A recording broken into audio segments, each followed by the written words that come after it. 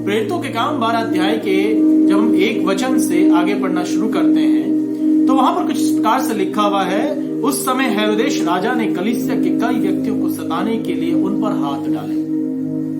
हम आपको बताना चाहते हैं कि राजा हेरोदेश शुरू से ही जब प्रभु यीशु मसीह का जन्म हुआ तभी से शैतान राजा हेरोदेश में होकर के परमेश्वर की योजनाओं के विरुद्ध, परमेश्वर के लोगों के विरुद्ध कार्य कर रहा था।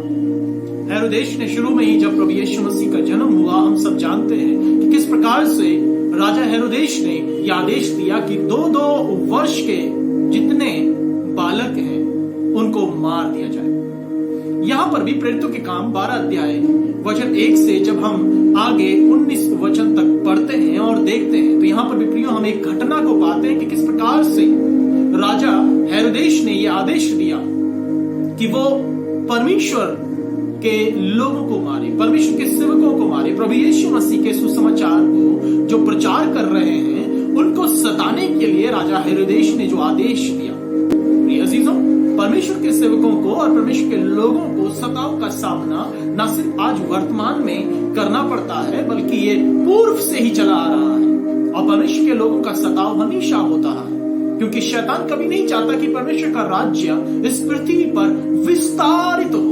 शैतान नहीं चाहता कि इस पृथ्वी पर परमेश्वर के आराधक अधिकारी के संग बढ़ नहीं पाए। शैतान नहीं चाहता कि लोगों में अच्छाई आए, प्रेम आए। शैतान नहीं चाहता कि लोग पवित्रता से भर जाए। शैतान बिल्कुल नहीं चाहता। और शैतान ने राजा हेरोदेश में होकर के एक बार फिर से एक षड्यंत्र को रचा। राजा हेरोदेश ने शुरुआत में यूहन्ना के भाई याकूब को मरवा दिया। बाद में राजा हेरोदेश ने योजना बनाई कि मैं पतरस के संग भी ऐसा ही बुरा व्यवहार करूंगा, क्योंकि ये पतरस प्रचार कर रहा है, ये पतरस कलीसिया बना रहा है, ये पतरस लोगों को यीशु मसीह के विषय में बता रहा है और राजा को ये बात पसंद नहीं, राजा को ये बात में कोई खुशी नहीं है, क्योंकि दुष्ट नहीं चाहता है। लेकिन प्रभु की योजना बड़ी अद्भुत है। फंसे की बात की शुरुआत थी जिसमें राजा ने सोचा था कि मैं इसको तमाशा बनाऊंगा, इस पतरस का मैं तमाशा बनाऊंगा, लोगों को बताऊंगा कि ये कैसा सेवा कर रहा है, मैं इसको सताऊंगा, लोग इसको प्रताड़ित करेंगे, लोग इसको दंडित करेंगे करके। लेकिन वो सुबह आती उससे पूर्व रात्रि के समय में परमेश्वर पिता ने बड़ी अद्भुत तरीके से अपने दूत को पतरस के पास में भेजा। प्रियो, वचन 6 में लिखा है, जब हेरोदेस उसे लोगों के सामने लाने को था, उसी रात पतरस 2 जंजीरों से बंधा हुआ 2 सिपाहियों के बीच में सो रहा था और पहरुए द्वार पर बंदी गृह की रखवाली कर रहे थे।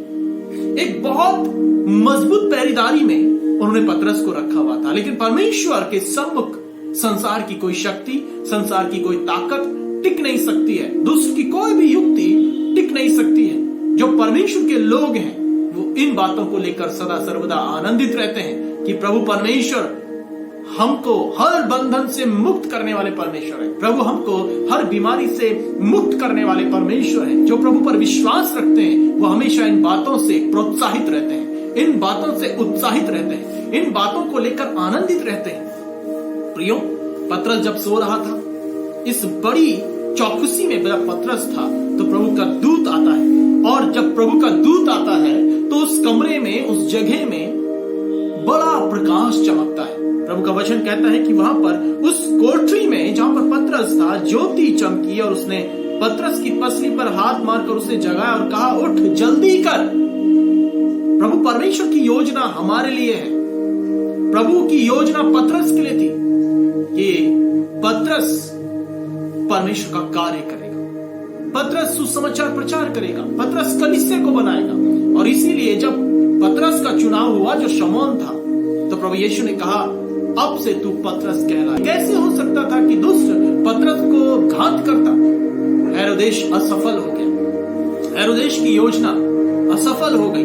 प्रियो, हम आपको बताना चाहते हैं और उत्साहित करना चाहते हैं कि दुष्ट ने भले आपके विरुद्ध में कितनी भी योजनाएं क्यों ना बना रखी हो, कितना भी षड्यंत्र क्यों ना उस दुष्ट ने रचा हुआ हो, कितनी भी तकलीफें और बीमारियां उस दुष्ट ने क्यों ना ला रखी हो, लेकिन परमेश्वर आपके जीवन में ज्योति चमकाने पर है, परमेश्वर आपको उठाने पर है। बस आपको जल्दी उठना है और फुर्ती करनी है, जैसे स्वर्गदूत ने पतरस से कहा, उठ और जल्दी कर।